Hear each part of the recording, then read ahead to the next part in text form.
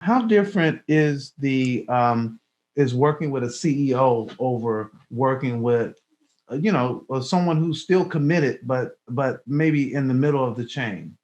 Yeah. And so when you're working with a CEO, this is the visionary.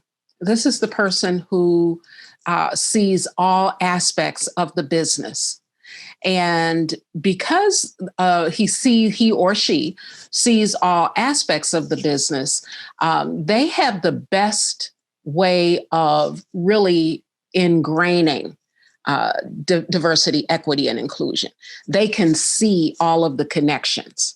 If I am working with someone who's in HR, and that's not to say that sometimes you're not going to have HR folks who are true business partners, but typically where their head is going to go is in human capital.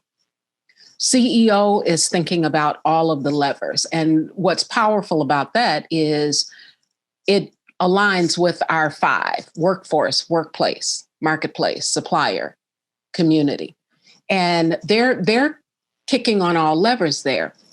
But the other thing that becomes really important, I always say people do best what the boss checks most. So when it's important to the CEO, it's important to everyone else. And they begin to think about how they own it, how they're going to stand up all of the strategy. And so that whole shared accountability comes into play. That happens top down, never happens bottom up. So what are you finding is important to these CEOs as it relates to diversity? Why is it important for them in their business? What are you finding? So they're always future focused. And so they're not just thinking about where the business is today. They're thinking about emerging trends. They're thinking about changing demographics. They're thinking about growing their market share. And they know that in order to do that, they have to have the minds and the hearts of their consumer. And the best way to make that happen is to bring that voice inside.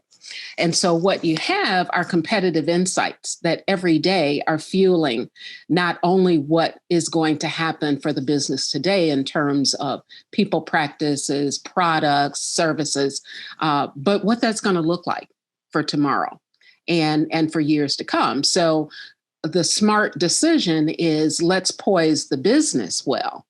And the best way to poise the business for the future is by thinking about diversity in its broadest sense, inclusion, because we know that that creates that sense of belonging, equity, in the place where we are identifying differentiated actions we might need to take, and then ultimately access. How do we create this space where everyone every day has the opportunity to access tools, processes, people, and when all of that happens, we can do our best work. This whole thing about dealing with CEOs, you made me excited. I'm serious. I'm like so excited because I do know that people feel like sometimes they get bottlenecked at a certain point. Yeah. And that's why the CEO becomes so critical. Because what happens is that cascade, just like with any other aspect of the business, right? CEO is in that place of defining, declaring, and at the end of the day, now that next level embraces, internalizes, figures out what does this mean for me? What does it mean for my line of the business? How do I now cascade to that next level? And ultimately, through that cascade, you're going to get to that front line, that people leader, because that is where true culture is created. It's right at that people leader line. So